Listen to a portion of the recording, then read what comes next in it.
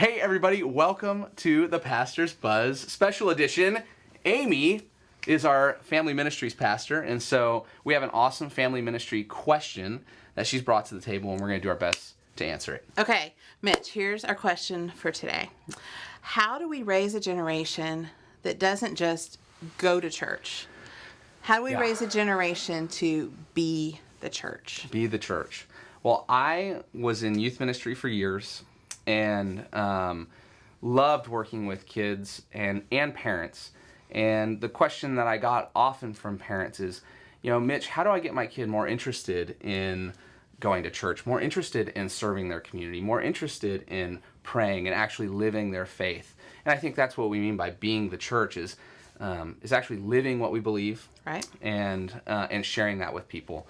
And my standard answer to any parent that wanted to know how to see any of those changes in their student's life was you need to be modeling the faith that you want to see growing up in your child.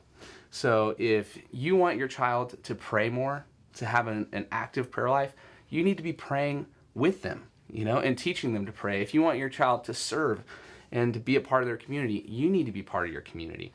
All those things that you want to see God grow in your child, you should also be asking God to grow in you.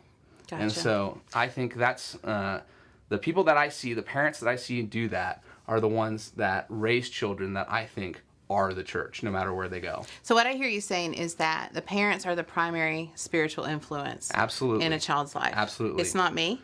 It's not you. It's not me, because we see them for such a short period of time. An hour a week if we're lucky, if we're super lucky. Exactly. Yeah. So there's no way we can have the kind of influence on a child's life that a parent can. Right. And if the parent isn't modeling those spiritual behaviors and fruits of the Spirit that they want to see in their child, it's an uphill battle. It is. And for those of you who are listening and just got really overwhelmed and stressed out about the fact that you're the spiritual leader in your home, don't be, because that's Nobody's part of our perfect. job is to equip you and to partner with you. And that's one of my main values of family ministry is to create an environment that comes alongside families and equips them and strengthens them. She's really good at it, too. She's leaders. really good at it. Well, I'm one of you. I mean, I'm raising kids in my own home and hopefully influencing them in good ways. But, when I was small, I heard the church referred to as God's house. And that kind of lends itself that God lives here and that this is where your relationship with God occurs. Mm-hmm. And I think if we're really leaning into being the church, we need to, model for kids that God is everywhere and that we are Jesus's hands and feet everywhere. We're not consumers of church, but we are the church out in our community. Preach it. And go. And just look for those multi-generational opportunities for kids to build relationships with other adults, to observe what it means to be a part of worship, and then also what it means to serve. And serving as a family is a great way to grow. Everybody wins.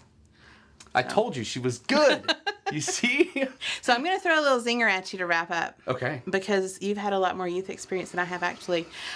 What do you say to those parents who have a late teen, early teen, late teen, that just says, I don't want to go to church.